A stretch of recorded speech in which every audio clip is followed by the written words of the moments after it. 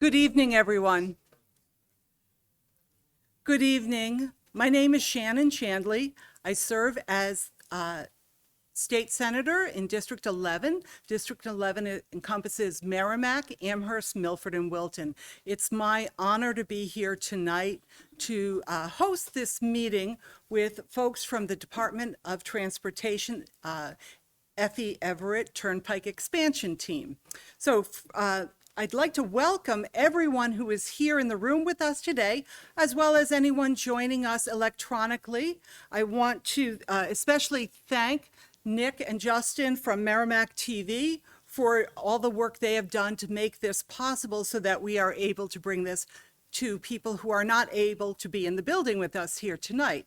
I want to remind folks that you can watch this live at Merrimack TV, or you can watch it on demand almost immediately following the meeting. You can watch it on demand through the app. So I suggest to folks who can't be here tonight or who may not be able to stay for the entirety of the meeting that you can watch it on Merrimack TV. And thank you very much to the staff at Merrimack TV for making that possible.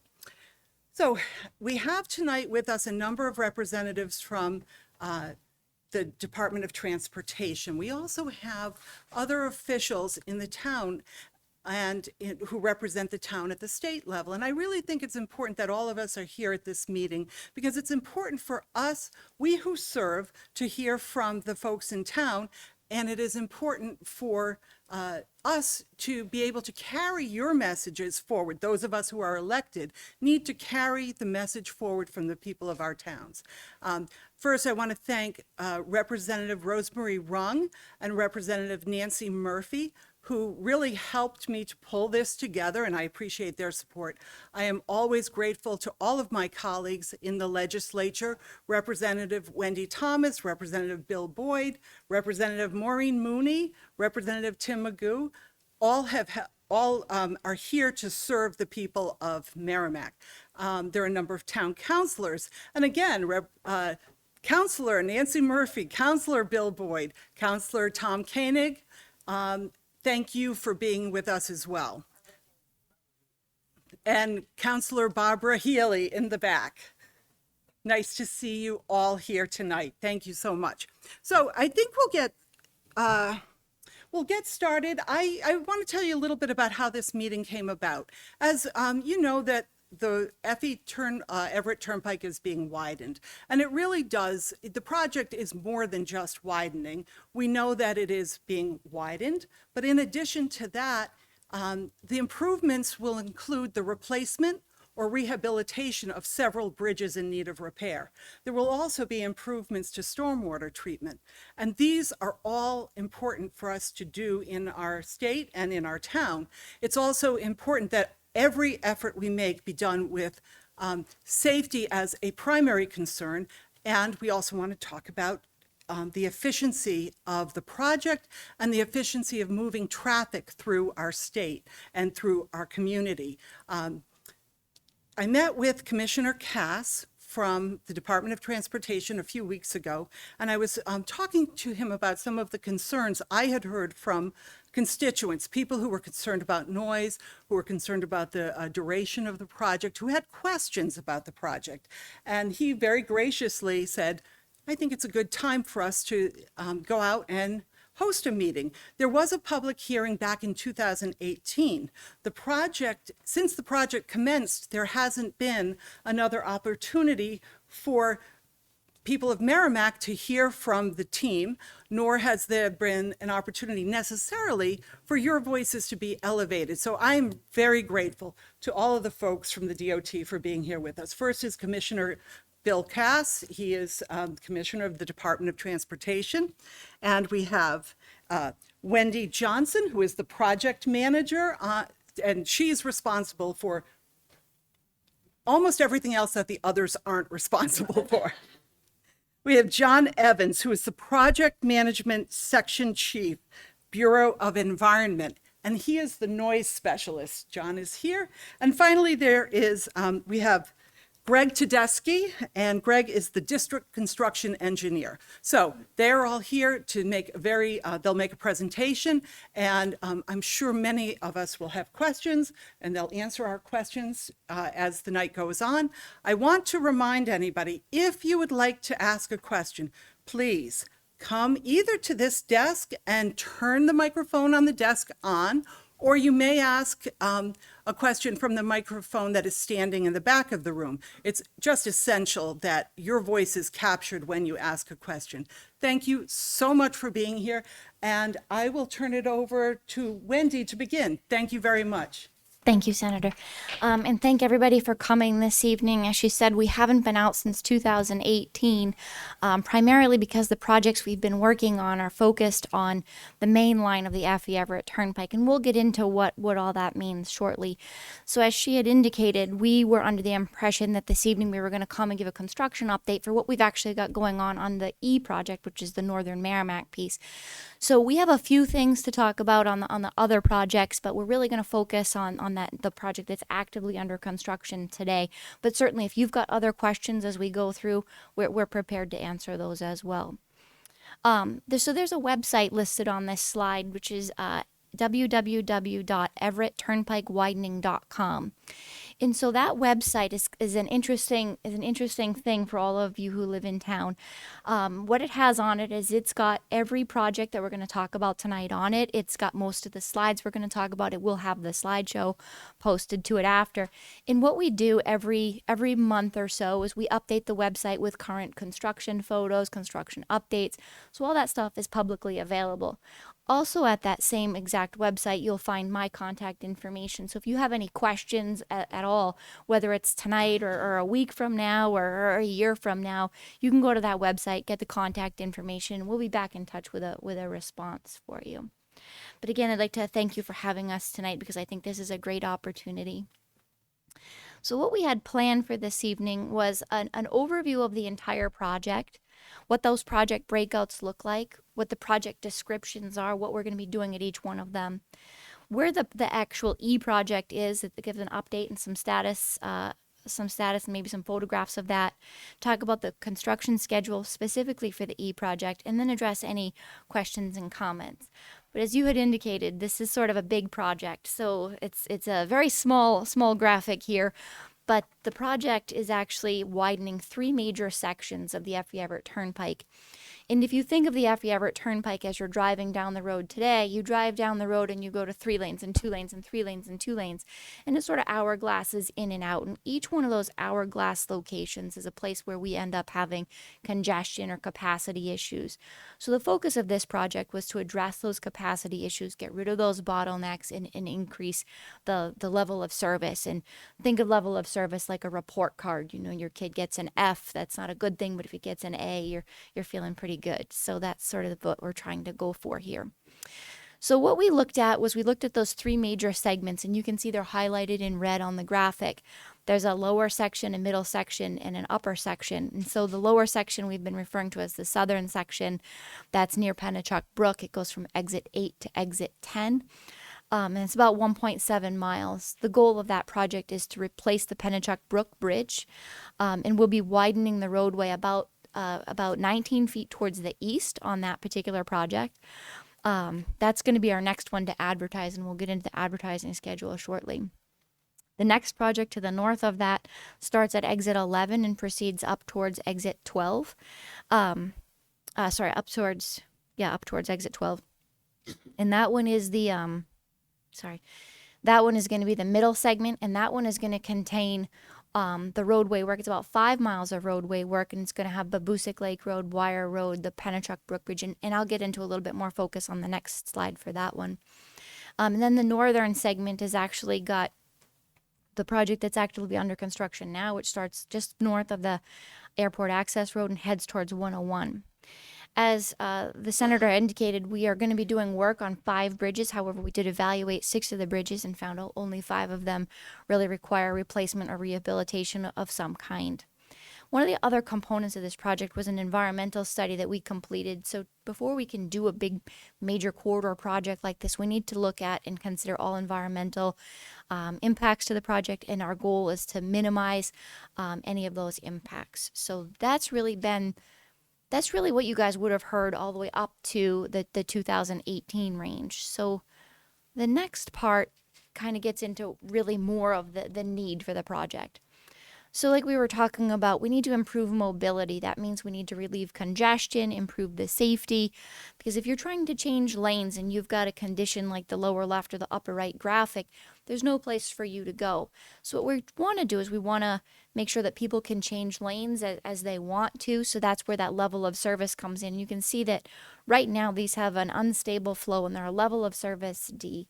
So at the end of the project, our goal is to increase that level of service so you can change lanes when you want to. You can drive still the speed limit. You're not stuck in that traffic. So one of the other needs is to improve bridges and structures along the corridor. As you may know from looking at some of the bridges like Wire Road and Babusick Lake Road, you drive under them, you can see that they're in need of repair. So some of those bridges are actually on the state's red listed bridge. So one of the state's red lists, what we want to do is get those bridges off the red list to improve our mobility. So to increase capacity, the existing condition you can see is the top graphic. Right now there's a 10-foot outside shoulder, there's two 12-foot lanes heading in each direction, and a 4-foot inside shoulder with either a narrow grass median that's got maybe some barrier, or maybe it's got a little guardrail, or it's got a box beam.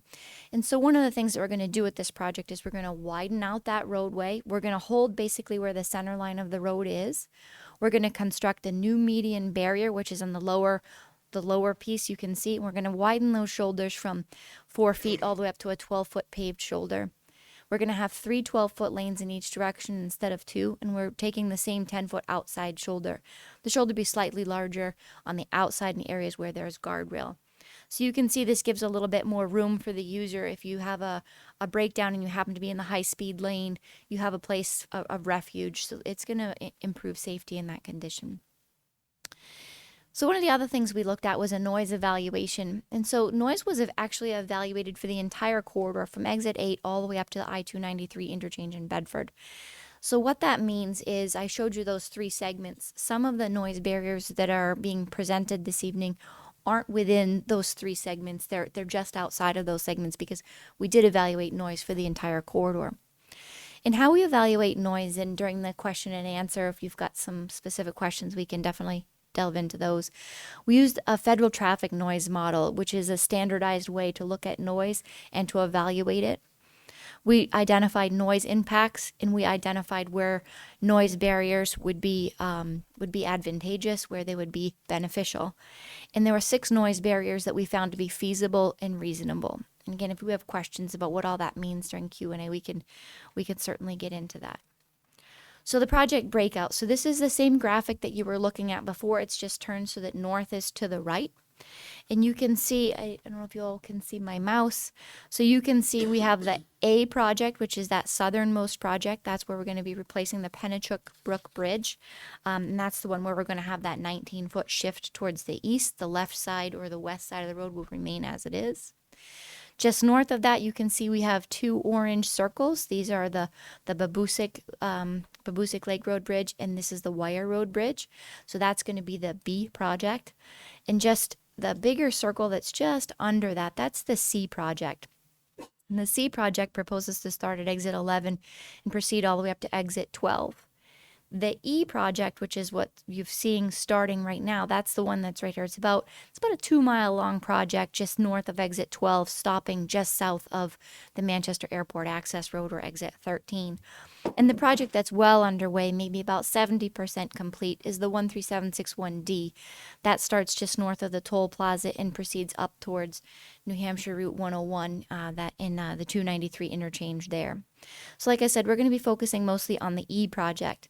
This graphic is also available on our website, but I want to point out sort of the next project to advertise is going to be the A project, which is going to be next spring. It's got an estimated cost of about $33.2 million. And like I said, the construction will start in 2024.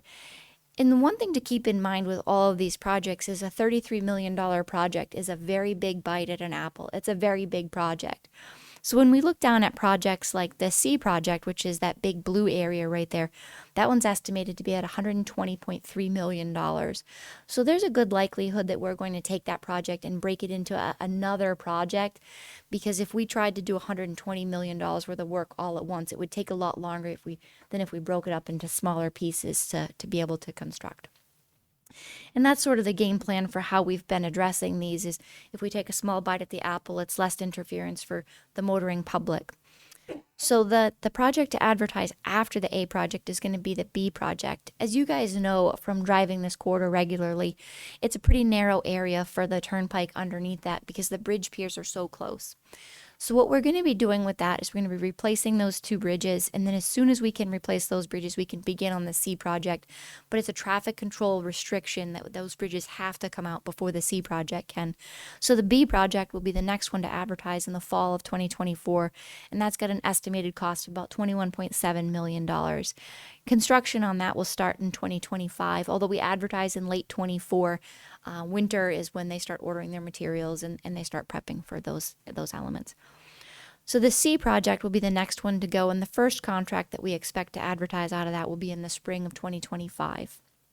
We haven't developed what the game plan is going to be for where it's going to break and where it's going to split, but we suspect it's probably going to be about a 45-55 split on that one is what we're looking at. So the E project itself, this is the one that's actually under construction, just started a few months ago. This one begins at exit 12, just north of that, and heads to the south of the Bedford Toll Plaza. You can see on the graphic, exit 12 is right here. We've got some power lines in this area, and then just to the north of that, we've got the toll plaza. The goal, like we've been talking about, is to widen from 2 to 3 lanes and to construct some stormwater treatment areas, which is this area up here, or a best management practice. So as we've increased the amount of pavement along here, one of the key focuses that we're looking at is specifically drainage. We don't want water ponding on the roadway. We want to make sure that we're taking and collecting and treating all of the water from the pavement that we've got. So those stormwater treatment areas are vital to any of our construction projects. So the E project is also going to have that median barrier replacement, like I discussed. We're going to have the replacement of the Dumpling Brook culvert, which is about halfway through the project. All work on this project is located on land owned by the state of New Hampshire, so there's no right-of-way required for this project, including for the best management practice. So one of the other things that we're going to be doing is right across from there, like I said, we've got Dumpling Brook right here, and we've got the best management practice here, is that we're going to construct a noise barrier near Shelbourne Road and Kimberly Drive. Along with all of this, the work also includes overhead sign structure replacements, construction of the BMPs like we've been talking about, replacement of that culvert, and it also involves, like I said, the sound wall. So what does it look like now? So in July, they really started to get going. We gave notice in June. So what they need to do once they get a contract underway is they need to look at all their environmental components. So they need to get all their environmental approvals ready. So July is when they really hit the ground running. The first thing that they do when they come on site is clear the trees. And you can see from the photo on the upper left, they came in and they cleared the trees off. Then the next thing that they do is they start building the stormwater treatment areas, because the key is to be able to collect the water during the storm events, because the site is obviously open. So we want to make sure we collect all the debris, suspended solids. We want to collect all those and treat them. So the BMPs are the first thing that we construct. And I'm going to go backwards a little bit, and you can see this area was wooded before the start of the project. So we needed to remove those trees so that we could build those stormwater treatment areas. So they'll finish grubbing the length of the project, and they'll complete the installation of the perimeter erosion controls. Those are going to be things like silt fence and silt sock to protect the environment. They're going to keep constructing the stormwater treatment basin here. They're going to stockpile the material all on the north end of this area. And all the material on this project is actually going to stay on site. We're not removing any material. So at the end of the project, there will be some small berms on the sides of the roads, but not huge berms.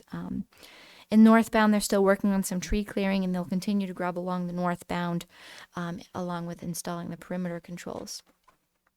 So one of the other challenges that the construction staff faces is constructing all the drainage. You can see from the graphics that the drainage is actually quite deep underneath these roadways. So to be able to do these, they need to take most of the lanes in the evening.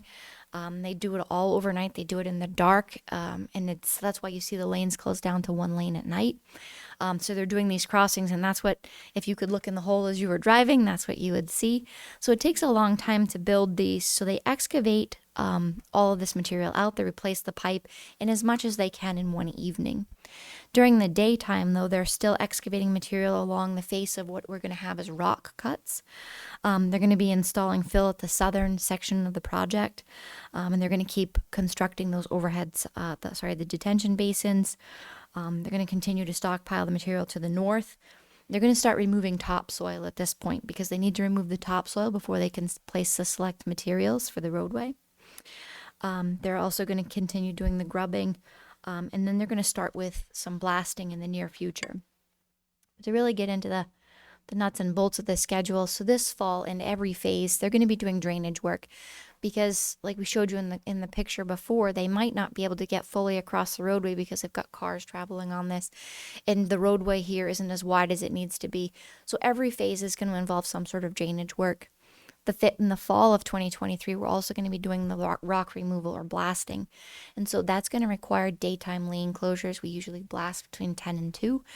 So you'll see rolling roadblocks for those activities, and information will be posted on the message boards for that as well.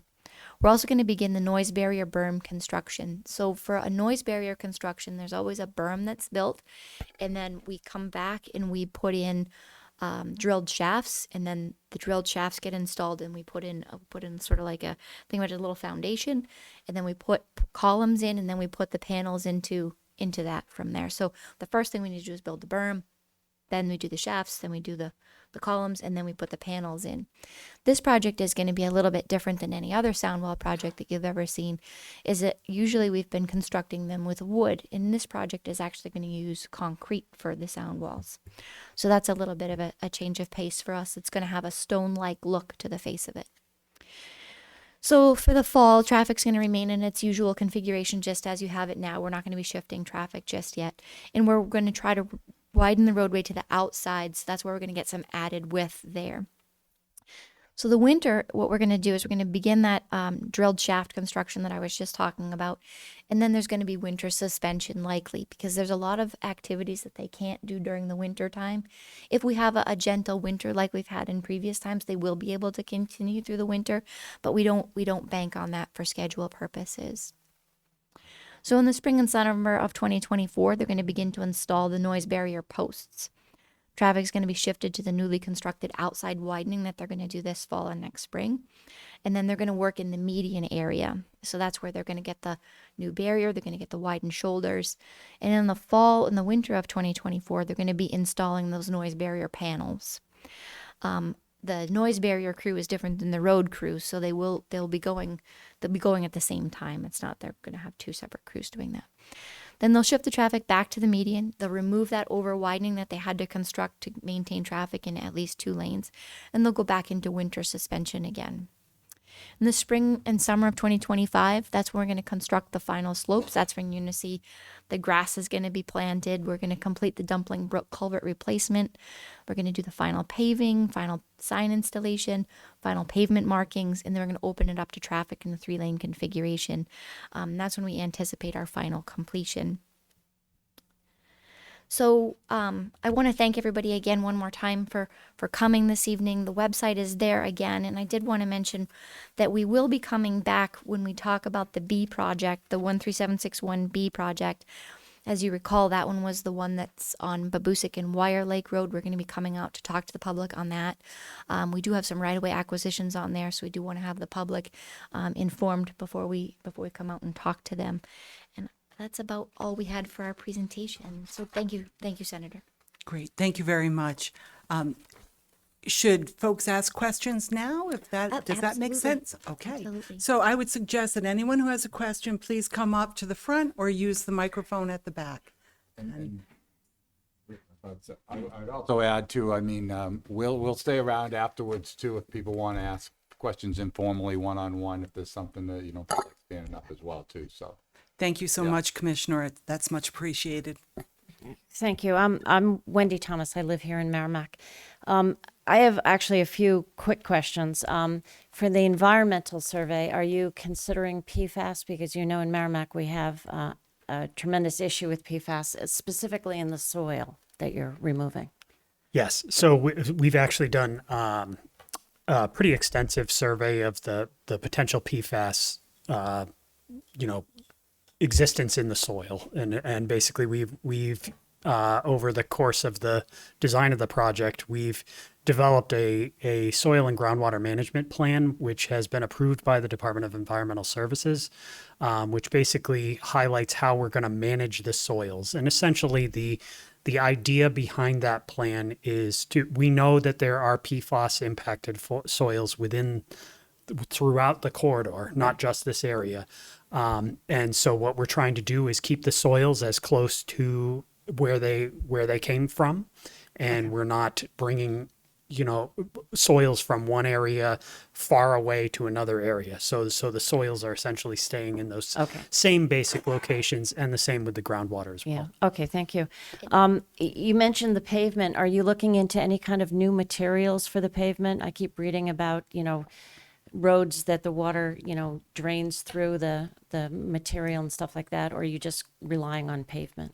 We're going to rely on regular pavement for this project. However, we did investigate the pavement you're talking about as porous pavement. We did look into that, but with the area that we've got going on and the PFAS concerns, we opted not to go that route. Okay. The noise barrier is made out of concrete. How are you accounting for water seepage through them? Concrete always disintegrates after a few years. So the concrete will actually be treated with a material just like our bridges are.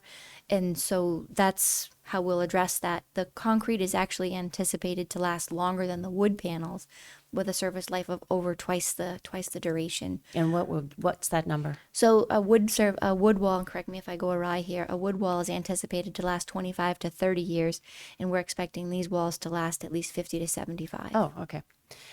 Last question, and it's a very important one. There's no talk at all of putting a toll up along this corridor, correct? There is not, but we can always consider it if you want. Nope, that's okay. I just want to get that on the record. I'm just kidding. No toll plazas as part of this project. All right, thank you very much.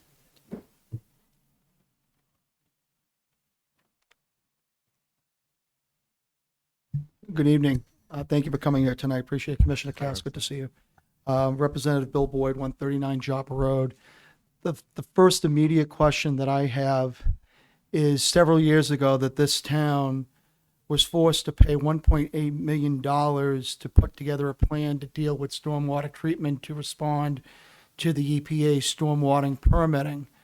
Based on the plans that you have presented regarding stormwater treatment, is it going to be DOT's responsibility for maintaining and cleaning that stormwater, or are you going to be coordinating with the DPW here in Merrimack regarding stormwater runoff and how it gets treated? And if that is the case, is the DOT going to be contributing to Merrimack's cost to clean up that stormwater?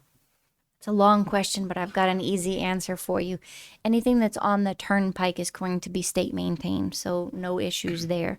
When we get on to Babusick and Wire Road, the majority of the water that we're collecting is going into our stormwater treatment, so that would be our responsibility. The areas that you're already currently maintaining, you will continue to maintain. Okay. So we're not changing any of the flow patterns. Okay. So in that particular same vein, any salt that's used along that particular roadway, it's anticipated that the engineering being designed along this particular roadways, you're going to be responsible for the salt that'll be running off the roads and collecting in the stormwater.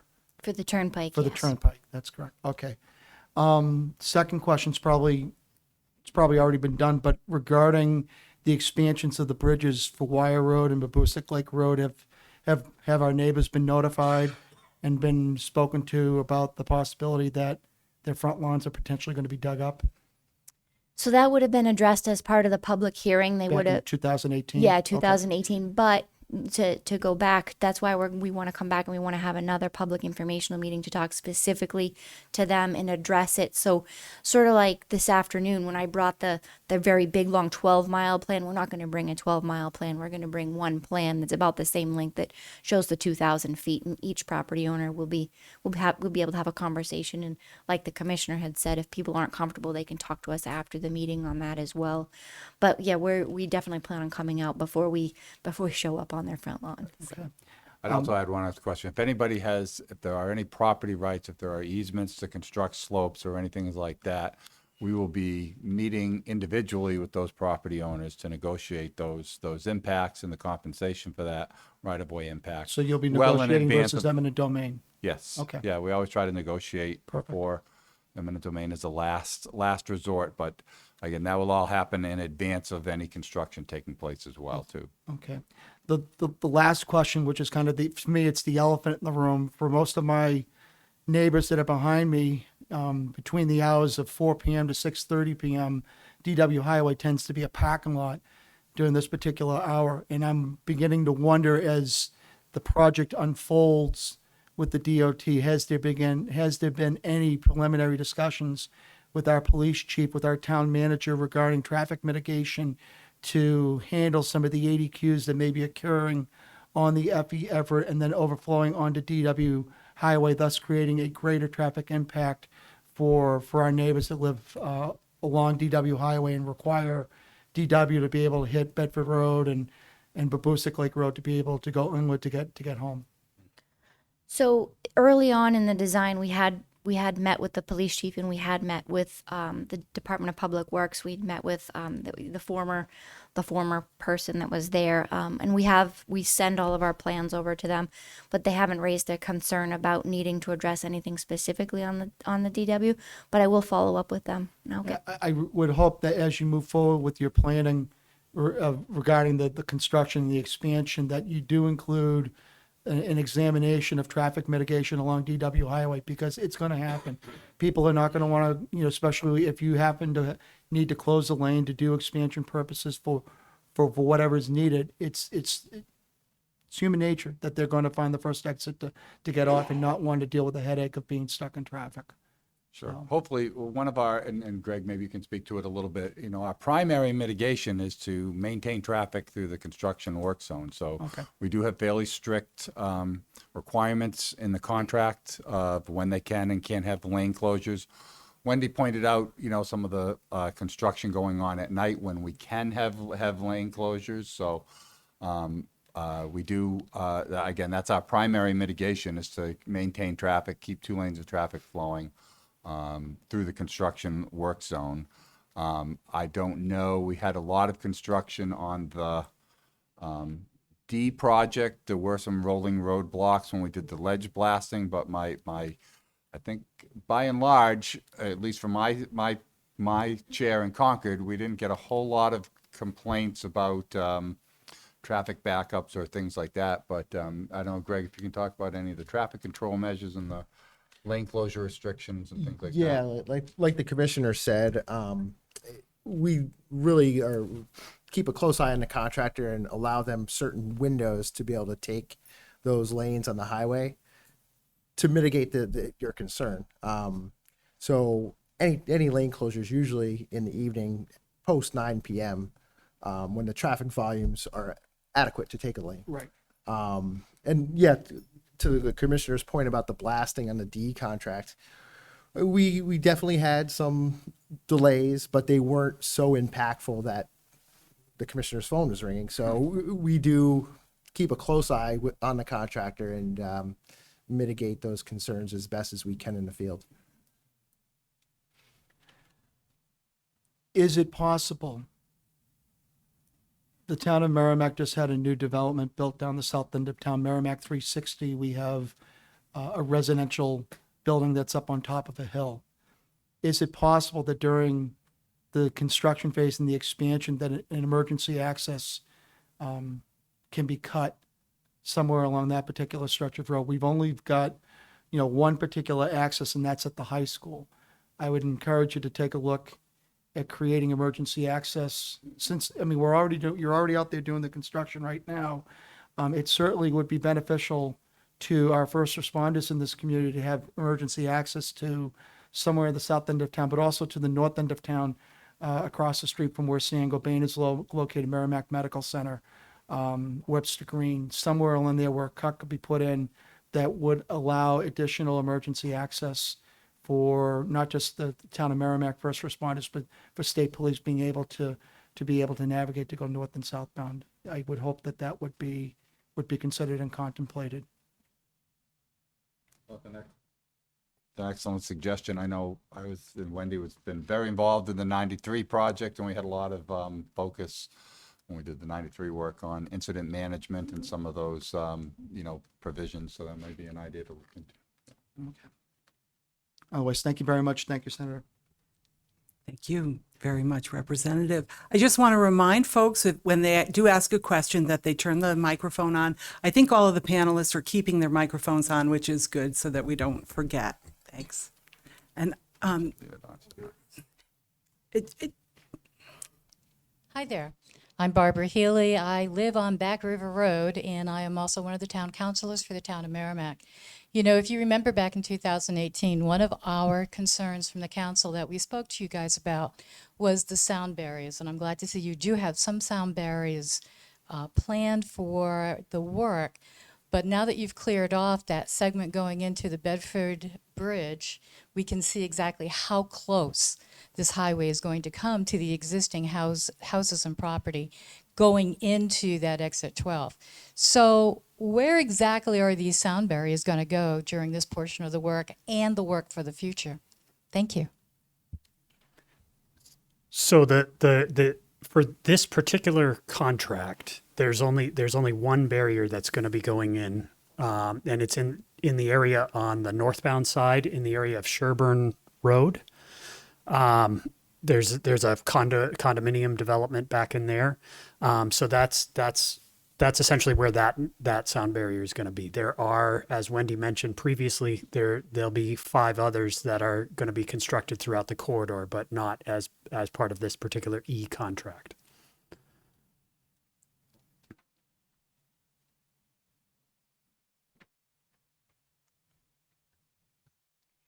Thank you very much for being here tonight and for your very informative presentation. I'm Maureen Mooney. I live in Merrimack and also a state representative for the community along with my colleagues here tonight. My question is about Exit 12. I've been asked to ask, is there or will there be any discussion with regard to making Exit 12 fully accessible with on and off ramps throughout this project? As you may know, Exit 12 has limited access to it in terms of getting on and off, and residents in that area have approached me with regards to that concern. So I appreciate your time again, and thank you for your answers. So at this time, there's no formal interchange plan that Exit 12 as part of this project.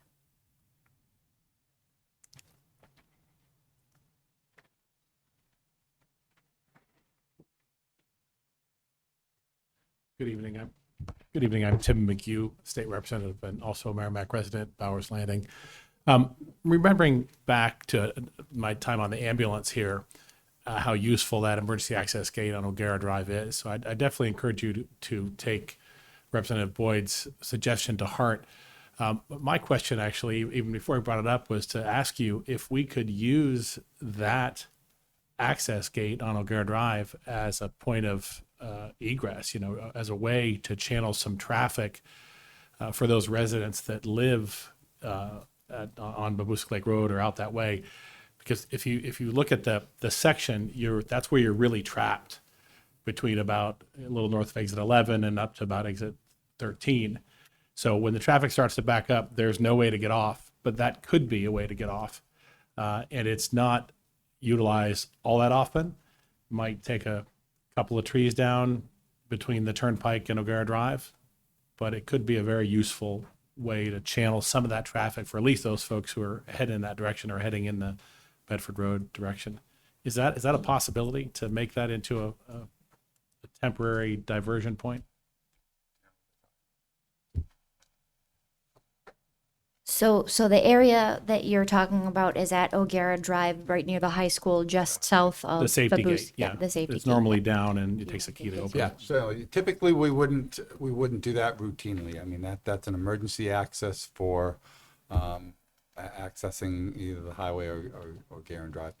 In some areas, we have built diversions if it is routine that there are accidents that close the highway completely. And I think if there was an incident like that, the incident commander on the spot could look at and consider that. I'm sure the emergency service providers have access to that gate. We certainly do, but I don't think it's something we would look to consider for access or egress on a regular basis.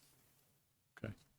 So Okay, well, I would encourage you to build another one as well, like Representative Boyd did. for emergency access or for Yeah, in the other location, maybe a little further south of there. yeah. In some of those stretches where it's difficult, where you have to go very far south or very far north to get on and come back. And also, I've had some of the same questions as my colleagues have about exit 12, and thank you for putting that in the FAQs. That was useful to be able to link to that and essentially answer that question on exit 12.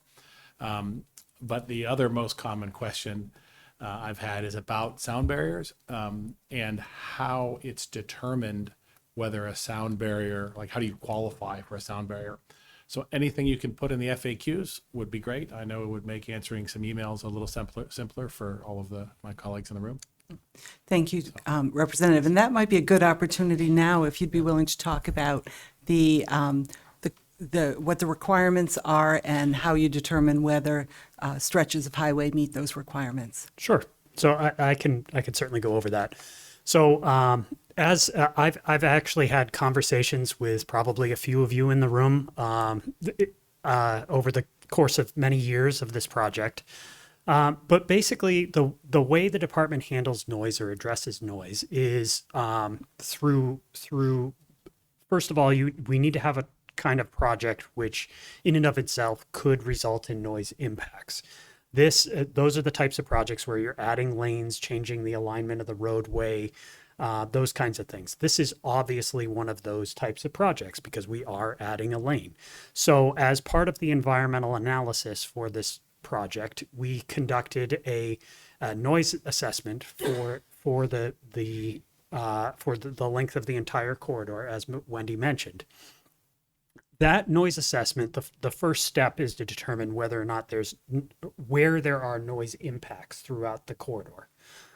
Noise impacts are determined by identifying locations that have, for residential areas, that have noise levels that are in excess of or are anticipated to be in excess of 67 decibels with an approach of 1 decibel. So that effectively makes it 66 decibels. The reason we utilize 66 decibels is because that's the limit at which, if you and I were sitting in a room having a conversation, over the course of an hour, an average over time, the noise levels would essentially average out to 66 decibels. So if noise levels around you are higher than that, then that means that you would have to speak up, and that is considered an impact for areas where people may be sitting outside on their deck or something like that. They then have to speak up, and then that's considered an impact. So in identifying those noise impacts, we utilize, as I think Wendy mentioned in the slideshow earlier, we utilize something called the Federal Highway Administration's traffic noise model. And the reason we utilize a noise model versus what a lot of people commonly anticipate is we come out and take noise measurements. We actually don't. I'll get into that in a second. But essentially, we need to utilize the traffic noise model because what that allows us to do is put in traffic conditions. We actually are looking we are trying to determine whether or not there's going to be noise impacts resulting from the project. The project, at the time that we're doing these assessments, hasn't been constructed, nor is it under the conditions that we're looking at where those potential noise impacts could be. So that we're talking traffic noise, essentially traffic volumes that would exist 20 years out in the future. So for this particular project, we looked at, we utilized future traffic conditions under the 2044 conditions. So that noise model allows us to determine whether there's going to be noise impacts in 2024 under the conditions of the highway that are yet to be constructed. The noise model itself is actually required by the Federal Highway Administration to be used by all 50 states. And again, it's the main reason being is that's the only way to truly understand what a project's impacts are going to have on the noise environment within the project area. And again, that's always the goal of doing any environmental assessment, is to truly understand what the impacts of the project are going to be so that you make proper decisions as you're designing the project. So when we identify noise impacts within a project area, the next thing to do is to determine, okay, are there potential abatement measures? Abatement measures are in the form typically of either a noise barrier or a berm. You know, a berm is basically a mound of dirt. And so those are really the major tools that we have in our box as far as to reduce noise impacts or alleviate noise impacts. So as I mentioned, when we identify areas that are impacted by noise, the next step is to determine, okay, are there potential mitigation measures which can be which could alleviate some of those noise impacts. And what we need to do is determine whether or not any of those would be feasible and reasonable. Feasibility deals with, can we build it from both an engineering, environmental, and then just effective, like will it work? Assessment basically. So for an example I like to use is, in certain circumstances, say you had a pond next to the highway, and then you had a neighborhood on the other side. Sometimes the noise can travel across the pond pretty well, and then you may have noise impacts on the other side of the pond. But in order to build a noise barrier, you might have to put that noise barrier straight through the middle of the pond. That's obviously, from an engineering standpoint, would be very difficult, if not impossible, and environmentally could be extremely difficult, if not impossible. So that's where feasibility comes in. And then also just, if you were to build a barrier, we've had certain circumstances where, say, you have a neighborhood that sits up on a hill and then the highway's down here, and you have a bit of a kind of a gully in between. And then if you needed to build the barrier such that it was, say, 100 feet tall or something like that, we physically can't construct a structure that's that tall that would provide those noise benefits. So that's feasibility. Now, the big one, and this is the one that I think people are probably maybe the most familiar with, and the one that often is the most likely to make it such that a noise barrier is not constructed in a particular area, is reasonableness. Reasonableness deals with, these structures are very large. They take a lot of resources to construct, but from a financial standpoint and from even just the real estate and that kind of stuff. Noise barriers need to be very dense and durable in order to provide those noise reductions that are necessary to mitigate for those noise impacts. And what that means, though, is that they are also extremely expensive. And so in order for the department, we have a lot of obligations around the state to maintain the roadways and improve safety and reduce traffic congestion, those kinds of things that are the goals of this project. But in order to effectively and equitably distribute the funds that we are given, we need to have a noise policy which says essentially indicates when it is reasonable for us to construct noise barriers. And so the as I mentioned, we have the traffic noise model, which can tell us noise impacts. That traffic noise model can also tell us how effective a noise barrier would be. And so what we can actually do is we can put into that noise model a noise barrier, and it will tell us we can actually kind of move it up, down, left, right, move it around, see how that would be designed.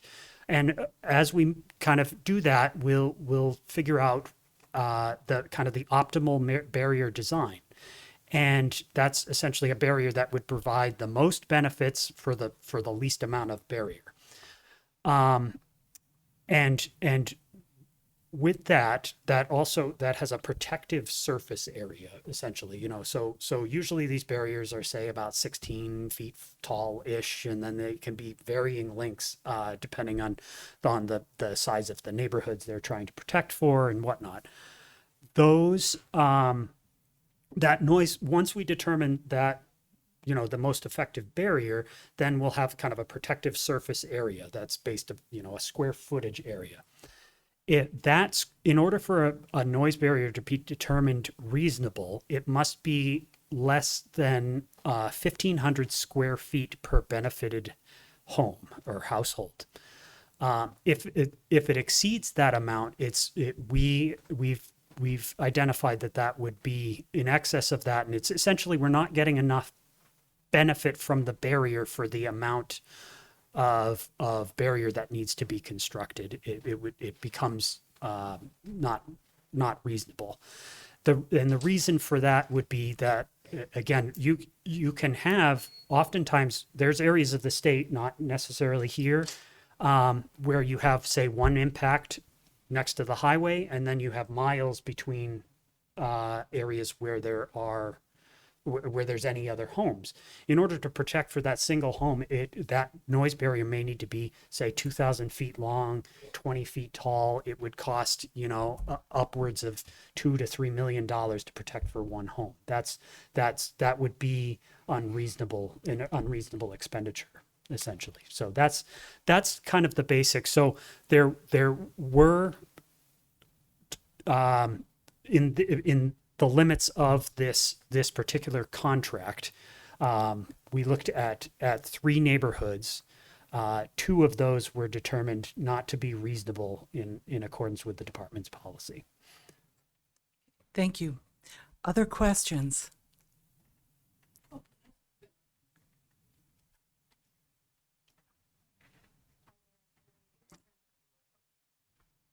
This right here? Yeah. Okay. Hi, Hillary Baird, Merrimack resident. So I grew up along Back River Road. My parents still live there too.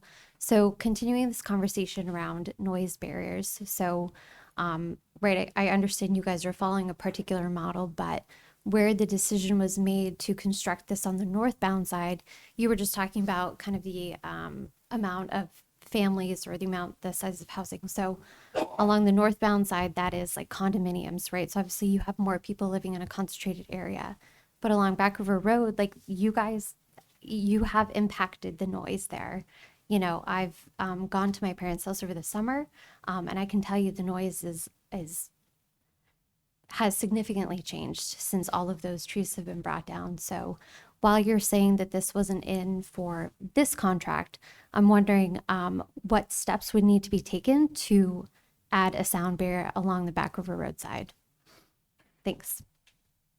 So I can certainly understand your concerns, but in this case here, the biggest issue with that Back River Road neighborhood is the fact that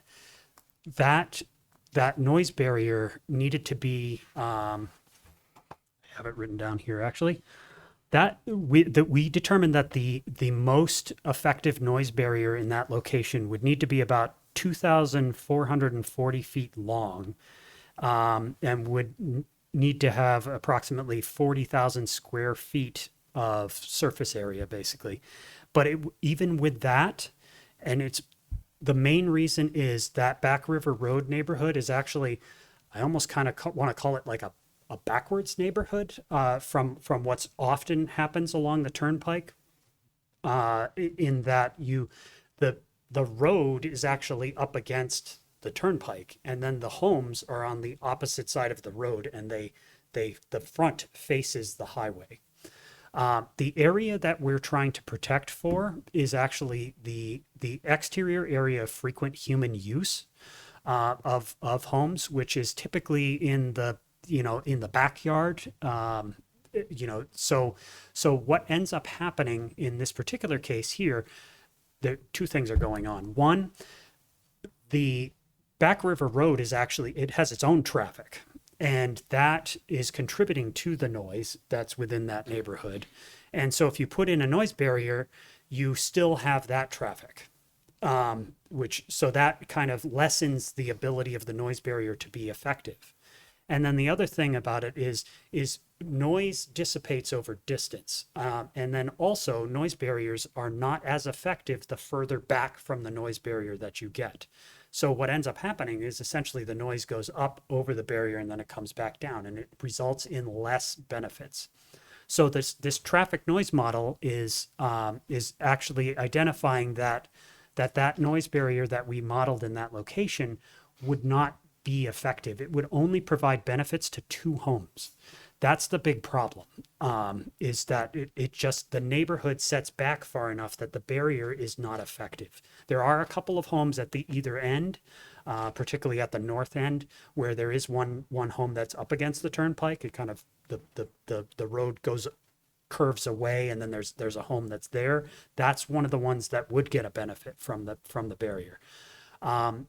In an effort to try and do what we could to make to see if there's any way to make this barrier effective, we actually, as I mentioned, we typically would look at the areas of frequent human use in the backyards.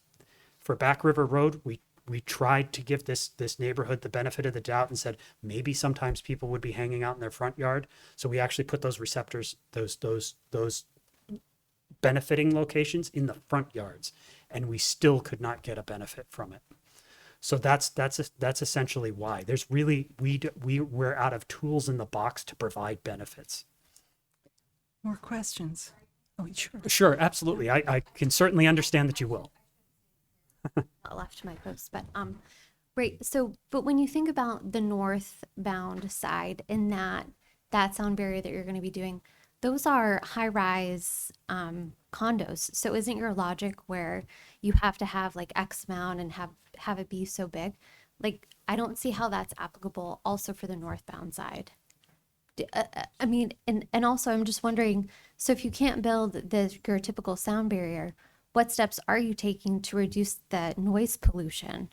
You know, because you guys, like the reduction of trees has, I mean, yeah, it's there's always been a bit of noise there, right? But by removing so much trees, it's like my parents, they live across from that house that would have been the one beneficiary of the soundboard.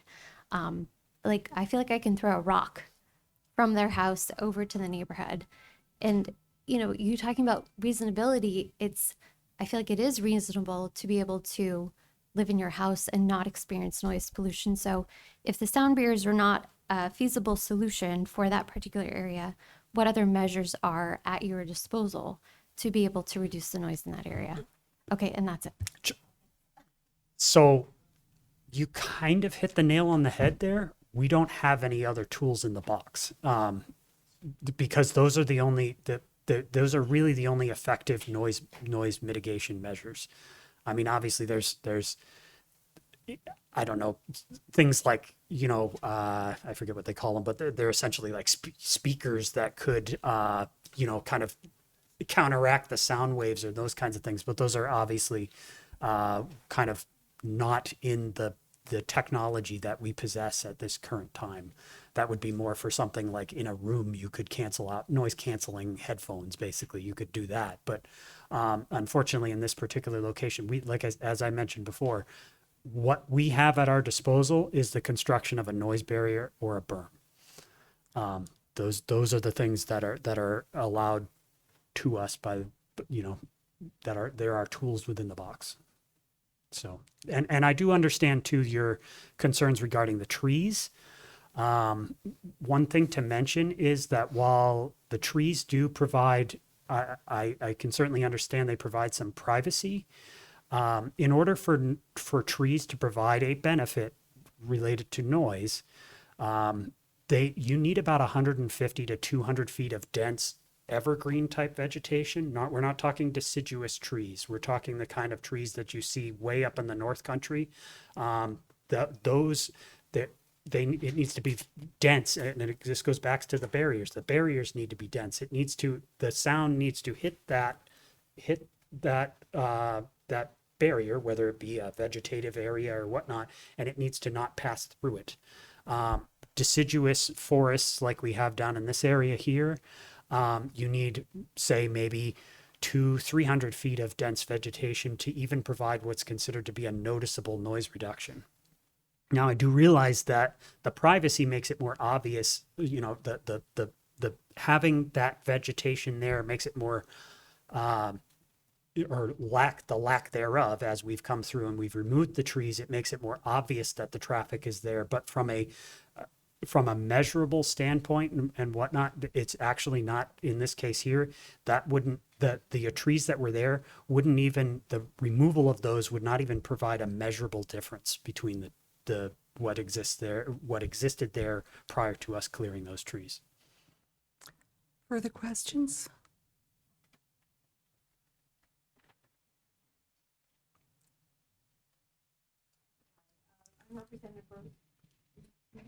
No, I think it Oh, might okay, be. I Yep, got there it. you go. My name's Representative Rosemary Rung. I live on 21 Ministerial Drive. I have a couple areas of questions. One, back to the sound barriers, and specifically with what's going on at Back River Road. Are there plans to replant some trees just for aesthetic purposes? It might even psychologically minimize the impact people have from the widening if at least some trees were restored in that area.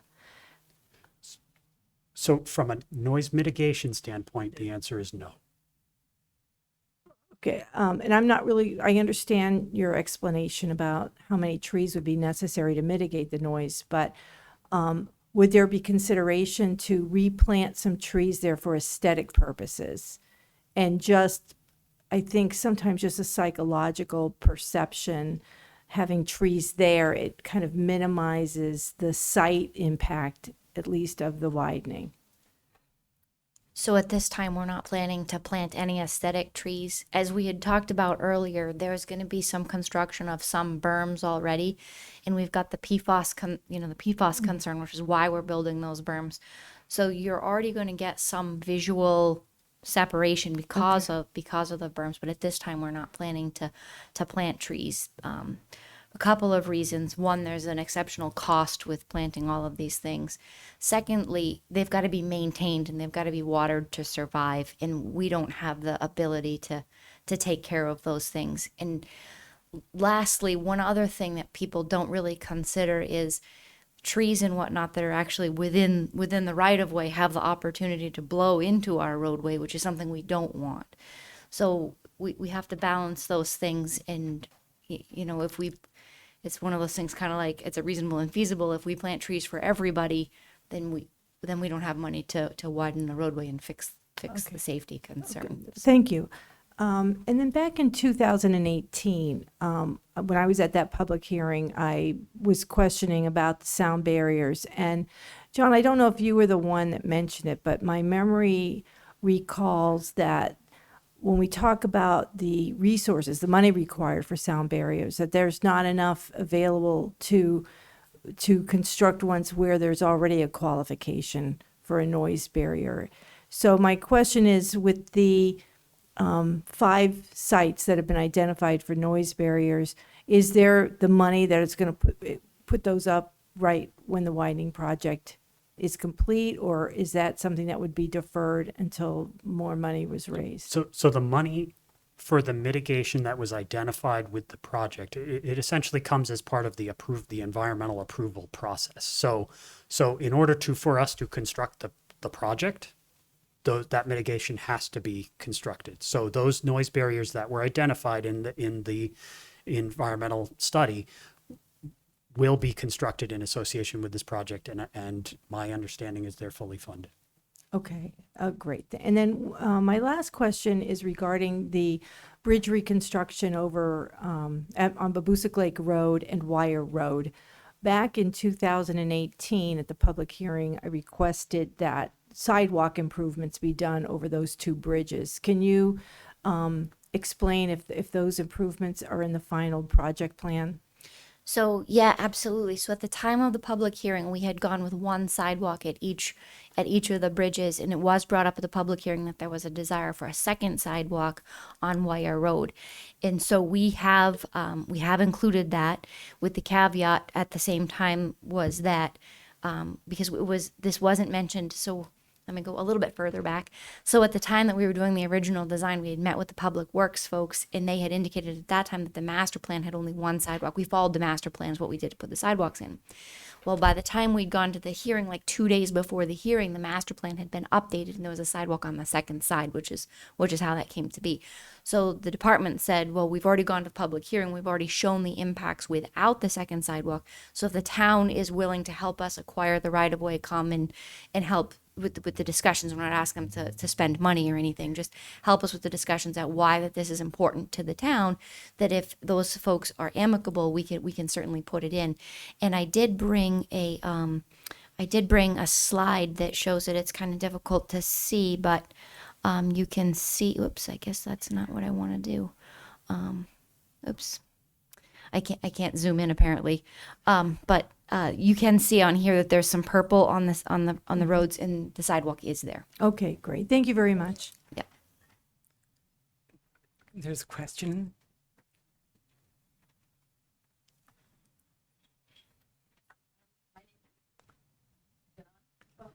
No. Thank you. My name is Susan Prue, and I am a resident of Merrimack. And I just had a quick question. Thank you, of course, for being here and all that. But did you say, Wendy, that there was part of this project, there was no consideration for a four-way interchange on exit 12? That's correct. Can I ask why? Should say, one of the things that, so we're not proposing one as part of this project. It was looked at, it was evaluated.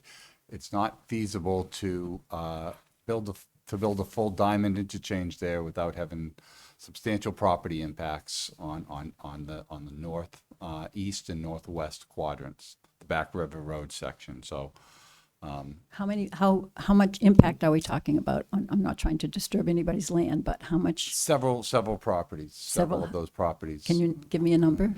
I'd have to pull out what we had looked at to sketch, but at the time when we looked at it, it was outside the scope to consider that level of impact. And I would say if it could fit in relatively easily without taking people's properties, taking people's homes, we probably would have looked at it further and in more detail. But the right of way is very tight there, and it wasn't feasible without property impacts to consider that. so we're saying this is a dead issue. It'll never happen because you'll never take people's property. No, not necessarily. If coming, I'll tell you right now, we're in the middle of a 10-year plan process. If that becomes a regional priority and gets included as a 10-year plan project somewhere down the road, it could be considered. Our goal, our purpose and need for the Turnpike widening project was to minimize impacts and look at addressing, as Wendy said, the bottlenecks of the areas where it goes from 3 lanes to 2 lanes, from 3 lanes to 2 lanes. So we focused on the Turnpike widening. There aren't at exit 11 at the other interchanges. There aren't any interchange improvements, so to speak of. We were focusing as the purpose and need of the project primarily on the main line. I just don't understand why this keeps getting postponed, because from what I understand, way back in 1990 something, this was part of the project, was to have a four-way interchange on I've exit heard 12. that rumor before, and I think that's urban legend, because I've never seen, and we've researched and looked at the plans and the history.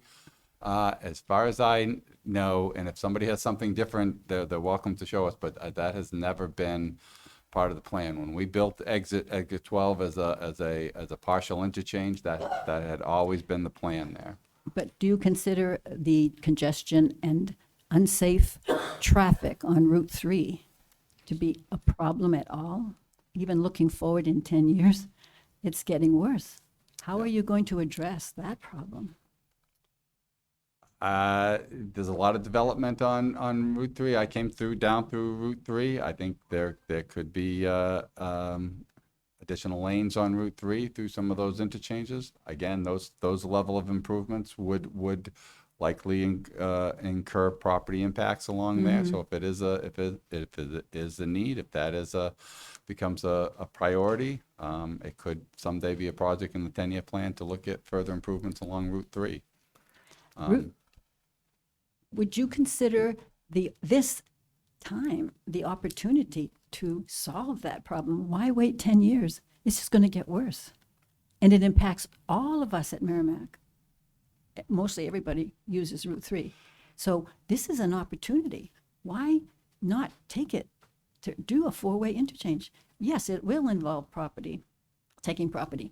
That happens all the time, everywhere. My mother lost a lot of property so they could put in the McIntyre ski area. You know, I'm not trying to take property from people, but honestly, Route 3 is a danger, and you are professing congestion relief by widening this Everett Turnpike. Right. You want safety.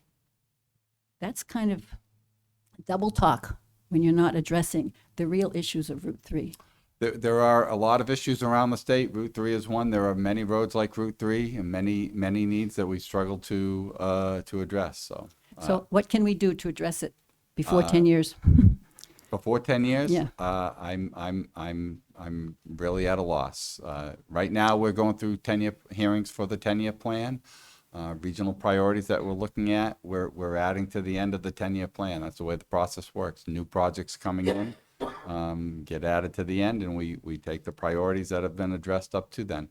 If in those discussions and working with the regional planning commissions through that process, Route 3 becomes a higher priority than other projects that are already in the 10-year plan, then that could be done sooner. But that, by and large, most of the times that when we review these priorities every 2 years,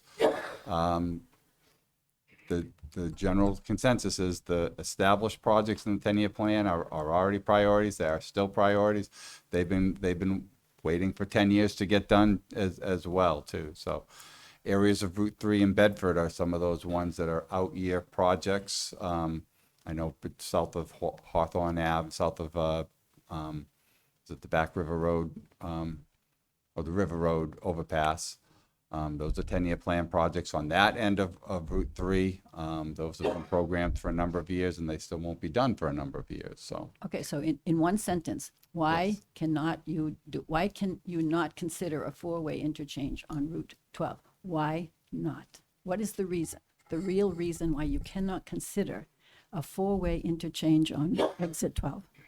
What's the reason? the reason currently Yeah. is because of the property impacts associated with that. It's not easy. It would be a difficult project, and it's beyond the scope of what we are currently doing to widen the turnpike. One thing I think might be good for folks to know is that your legislators vote every 2 years on the 10-year that's plan. So if you have ideas that you would like to see included in the 10-year plan, you can start by speaking to your legislators, but also the National Regional Planning Commission does a lot of that work, makes a lot of those recommendations and assessments. So I just encourage people to look into that and understand the 10-year plan is in fact a plan, and it probably is changeable at times, but a plan is a set of priorities, and that is, I think, a fair way to understand the 10-year plan. I also would suggest there are still several 10-year plan meetings to be held, so that would be another public meeting that folks can go to. Probably the closest one here, I forget the actual date, but there is one, Councilor Wheeler is having one in Hudson coming up next week or the week after. So that's another avenue to voice your concerns. But as a community, we did not come forward and say, we need to address this bottleneck on the Everett Turnpike. But we do need to address the congestion on Route 3. Isn't it your job? Not yours. The Department of Transportation is supposed to take care of traffic congestion everywhere. We didn't ask for the widening of the turnpike, but you chose to do that for safety and congestion. Same reasons Route 3 needs to be addressed. Why should we have to fight for that when it's so obvious? There are similar roads to Route 3 that have similar concerns, and we have limited resources. So we work through the 10-year plan process and work with the regional planning commissions to address those regional priorities. So, Are there other questions? Yes, please come forward.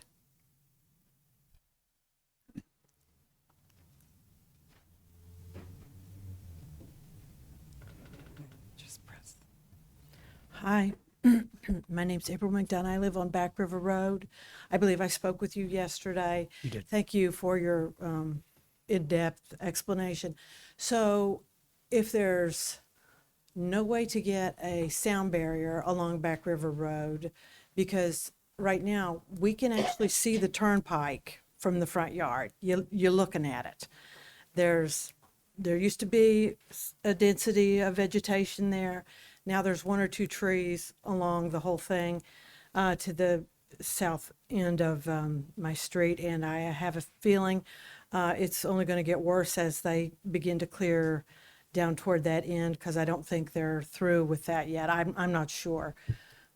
But anyway, if you can't give us a sound barrier, there's always a contingency in the budget. Could you give us a tall fence?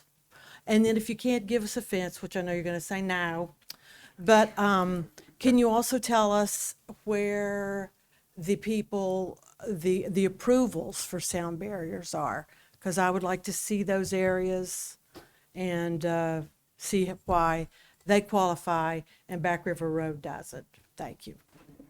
So probably the easiest thing that I could direct you to is on the project website. There's the environmental study, which includes an entire chapter on noise, and it explains it essentially gave an explanation similar to what I just did, but then it indicates all the neighborhoods where noise impacts were identified, and then indicates which neighborhoods were found to be feasible, reasonable, and which neighborhoods noise barriers were not. Some neighborhoods didn't even have noise impacts, weren't even identified, and it would identify those as well. So it essentially gave a what I feel is a very good summary for the public to view and understand the process. Yeah, so in regards to the trees, specifically on the E contract, I'm pretty confident that all the clearing that's required for that contract is complete. So the condition that is there now, I believe, is the condition that you'll see in the future. Are there other questions?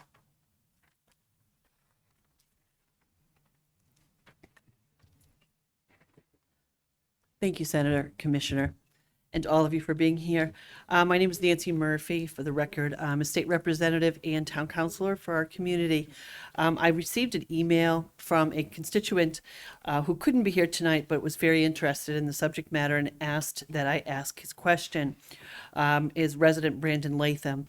He said, "Thank you for coming to Merrimack, acknowledging that New Hampshire broke its record for motor vehicle deaths in 2022 47% higher than in 2019, despite fewer miles driven, and that expanded highways lead to more cars and longer trips.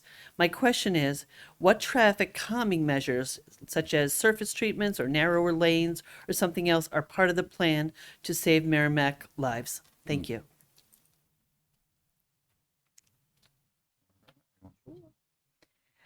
There are no traffic calming measures associated with the project. The one thing that you do see right now as you're driving down the road is you see the people coming together and going back apart. So that friction that's there, that causes a lot of tension and it causes the road rage, and that's something we're trying to get rid of. So that's where we're trying to improve the safety at that location. Thank you. Other questions? Jeff, I live on, just while we live on the Turnpike, probably one of the closest spots between 11 and 12. And I know your project is relevant to in-state as well as out-of-state traffic, especially like leaf peeping times, skiing, all that stuff. But also, it affects Route 3, as she was saying. So I just want to know, is there a relationship between the DOT and, say, the town of Merrimack, or how many building permits they are allowed to put out? Like, we've added so many condos and apartments, townhouses in this town that affects the traffic. So we've got a 2-lane road here that's been here for 100 years, exaggerating, but we've got 10 times the people using it. So can they just keep giving out building permits, and the DOT just says, yeah, just keep using the same old roads? One thing you're talking about, on a broad view, we do try to coordinate transportation and land use. Primarily, land use is at the local jurisdiction as far as the number of building permits, how it's zoned, what's permitted. The other thing you said, if you're referring to Route 3 in particular, the section of Route 3 is not a state highway. If you're talking about the DW highway, that's under the town of Merrimack's jurisdiction through there. So the Department of Transportation doesn't really have any say on building permits or driveways along that section in Merrimack of the DW highway. In general, on state highways, when there are developments, we will require traffic impact studies and seek to have the development mitigate the traffic impacts to the degree practicable. But as far as the state and the town with respect to the DW highway, it's really more of a local jurisdictional issue. I understand perfectly what you're saying. However, people that live in Merrimack on Route 3 or off Route 3 have to use 11, 12, or 13 exit to get to their home. So they may go from your project to the Route 3. Yeah. So it's relative, but they're saying there's no relationship between DOT and housing permits. Correct. Okay. And any other questions?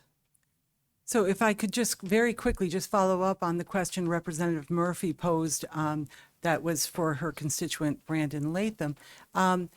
When I remember from one of the slides, it looks like we're going from a grassy buffer to a median barrier. Would you consider that a safety improvement? And to what extent does that run the length of the project? So it'll run, that one area will run through the 3 sections. And like when I was talking about it, when you make the roadway a little bit wider there, there's a 4-foot shoulder. We're going to be going to a 10-foot shoulder. You're looking at a little bit of safety there in case something happens. Gives you a little bit more room to recover, if you will. With the grass areas, you don't necessarily have that because you're going right in. Your tire could catch. So yes, absolutely. One of the other things we see with the grass median in this particular area, and you guys have probably seen it as you've been traveling, is the leaf litter gets clogged in that grass area, and it clogs the storm drains, and because that's where it all collects. It collects in that taller grass. So that's one thing that will also be a benefit to the project. Okay.